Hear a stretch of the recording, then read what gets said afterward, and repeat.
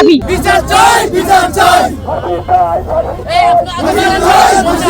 আমার ভাই ইটালি থেকে টাকা চাচ্ছে 3 লাখ আনতে কাছে এলন ফোন দিছে কয় হিন্দা আমার আব্বু আইতে জানে জোর করে আনছে আইঙ্গা ওরা 20-30 জন মিলগা মানে অ্যাটাক করে কোবাইছে দুর্গা এমন ভাবে কোবাইছে বুক ফাড়ি গেলাইছে।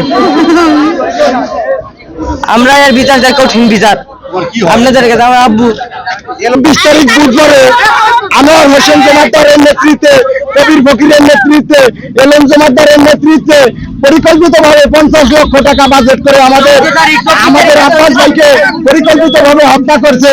তাই এই খাতিয়ারবাসী সবার দাবি যেন খুনিদের ফাঁসি হয়, এই যে আশাই সবাই করতে আছে।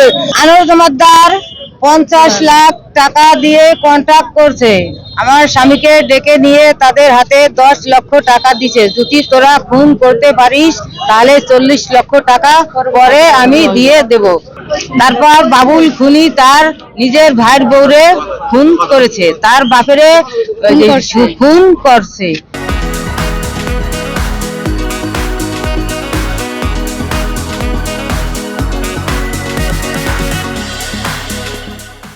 বৃষ্টির জন্য এবার কোবাইছে। এবার আমার বাবার টাকা ছিল 3 লাখ নিয়ে গেছে, মোবাইল ছিল মোবাইলও নিয়ে গেছে।